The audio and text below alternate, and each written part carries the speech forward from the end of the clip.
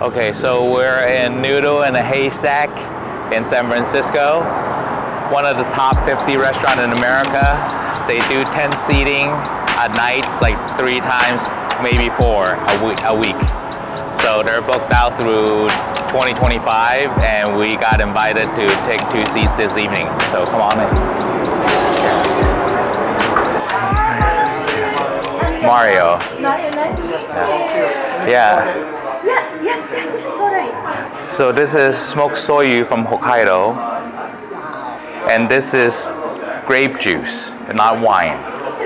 You'll be very happy. Yeah, like, 'cause I don't drink, so this is like grape juice. They made like 127 bottles this year. I only had 7 of them this year here, so it's kind of, yes, very, very special, and it's more expensive than the wine because it's grape from the grapes and organic. Yeah. What's up, Clint? How are you? Hey, what's up, you guys doing? I got you some smoked soyu from Hokkaido. Oh, thanks. Yeah, and You're back from this trip? yeah, from the trip, and this is organic grape juice. It's not wine, but yeah. Oh. So From Hokkaido? yes, from Hokkaido, organic grapes. They do make wine, but this is non-alcoholic. good. Yeah, because I don't drink. Same here, right? Perfect. Yeah. Thanks, yeah. dude. Appreciate Yeah. it. So check it out. Yeah, it's there's only 7 bottles in the state, so you got one of them. Thank you so much. I Yeah. appreciate that. Yeah.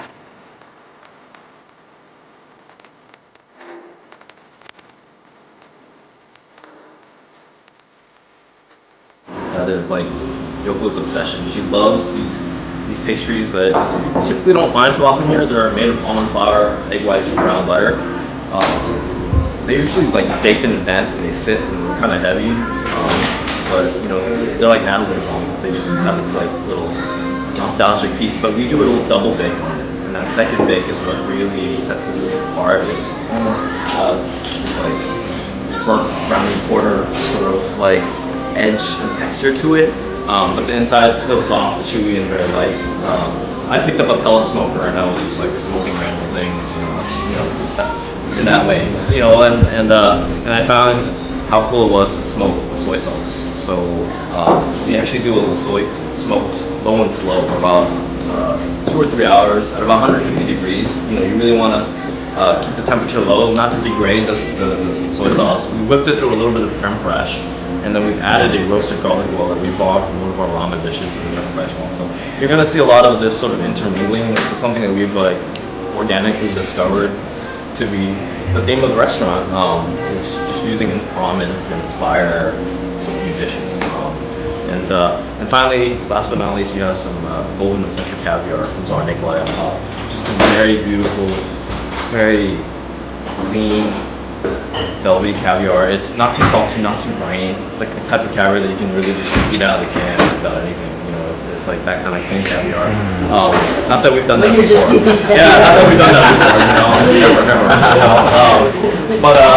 But I think combined with these different ingredients, I think it just has this like really like nostalgic but like new sort of like vibe to it.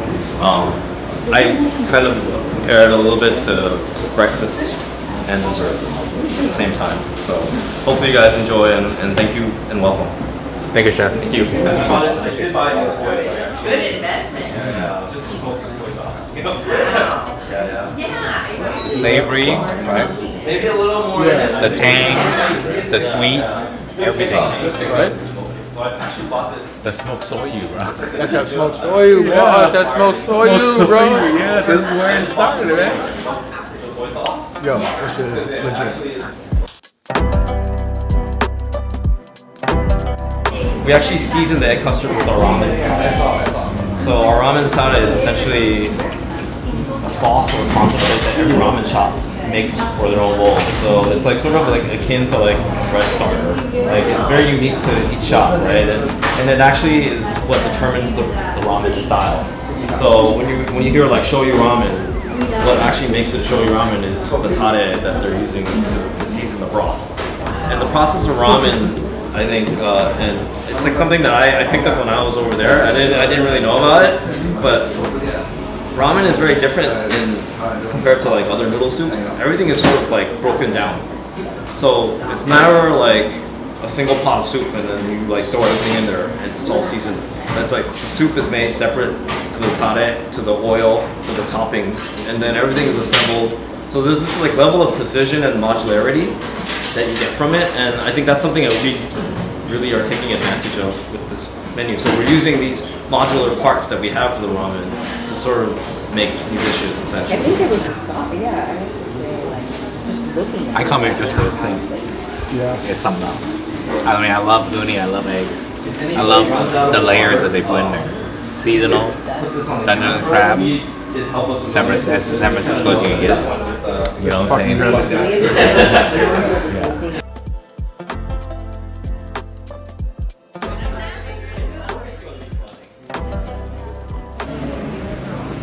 Like cooking food is like, oddly, when you do it for a living, it's almost not about food anymore.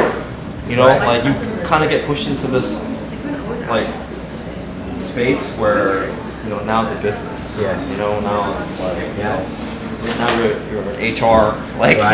you know, like it's just all this other stuff that you have to like deal with, and you're like, I just want it to be about food, and that's what I miss about Japan. Right. It just feels like It brings the story and to the people, you know. a different level. Yeah, I mean, I feel like without, this is the aspect that's I think missing with most food in America today. Right. There's this disconnect, and it just almost becomes like just food. It's like transactional. Yeah. It's just that Just to get fed. It's, Right, it's, yeah. it's fancier. It's Yeah. a nicer plate. You know. Right. The fancier ingredients, but you know, without the stories, without like the connection. Yeah. Like I think you know, like think about all the foods that we like grew up eating that we love. There's always this nostalgia Yes, yes, yes. to what we get, right? And I think that's the part that we need to pay more attention to. Yeah.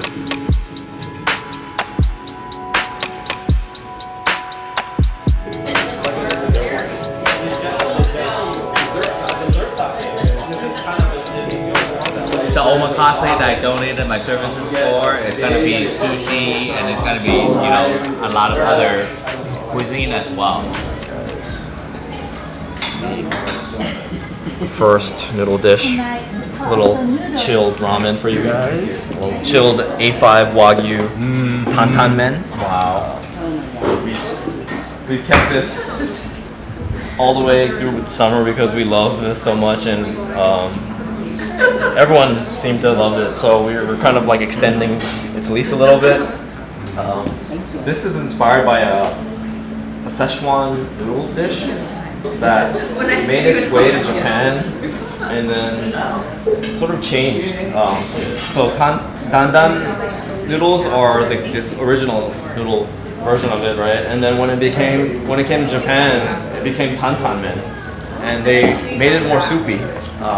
And it's this style that it's like sort of like, you know, more domesticated for Japanese taste, but it's like eating a bowl of like spicy like sesame soup, and like the flavor is always good, but I feel like they always have like diminishing returns. So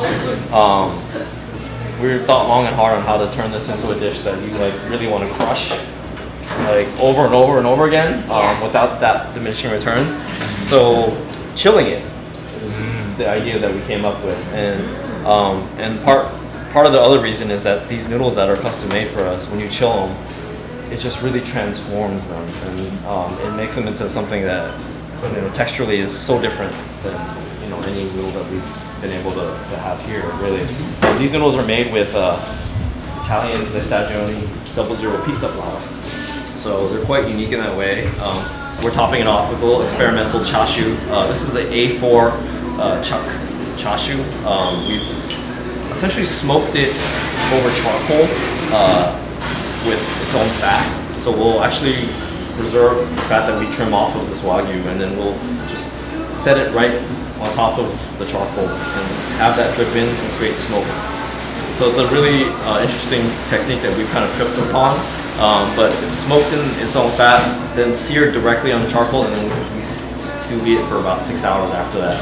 It might be more, it might need more, it might need less, but let us know. We're still kind of figuring out the temperatures on this. So, take your time.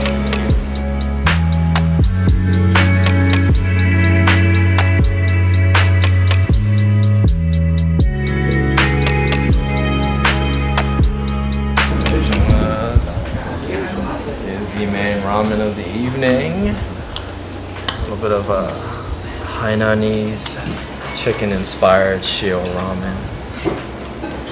You have a little bit of a chicken python-based hot sauce that you can play with and enjoy it with. And then 2 types of chicken chashu for you guys. A chicken breast ham that we've essentially cured for a couple of hours, so dry brine.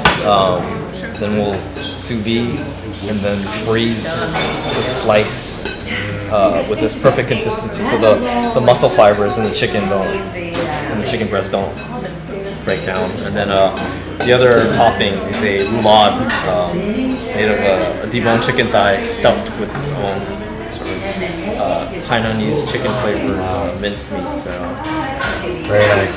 enjoy, Thank you, guys. Chef. Thank you, man. I love this. I mean, it goes back to a dish that I think we all grew up eating. Yeah. Still one of my favorite dishes. Like at any Chinese.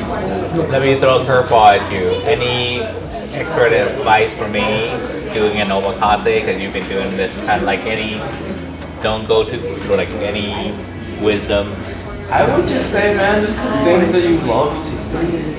I think that's probably, like I would say that's any restaurant, any chef, any cook, like don't cook food that's like trendy. Don't cook food that don't cook bullshit food. Right.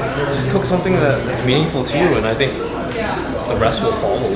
That's what keeps you going, right? That does. Like, why would you like put together a course of like 12 things that you never want to eat again?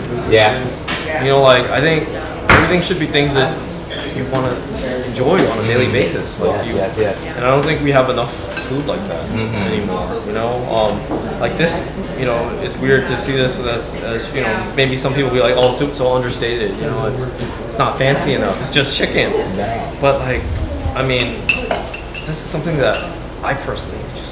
Flavor-wise, it resonates with me. And there's so much work that went into that chicken. And the process obviously to get it to this point, is what is where all the effort is. But to make chicken like sexy, that's fucking sexy. You need to love something. I think a lot to put that much effort into it. And I think there's not enough love in the food that's out here. And so just like that's it. Like just make food that.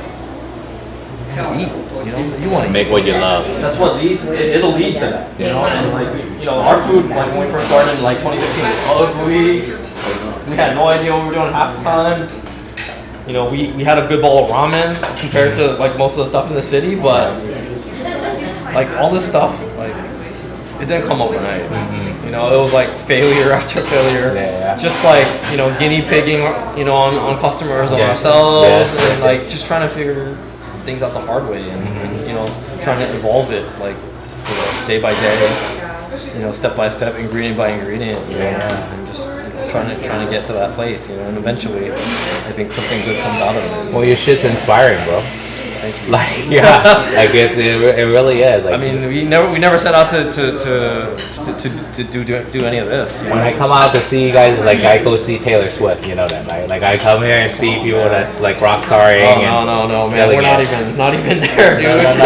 No, 100%. But just do like I like. If we can crash a website trying to sell tickets, maybe we can get back to me. Top 10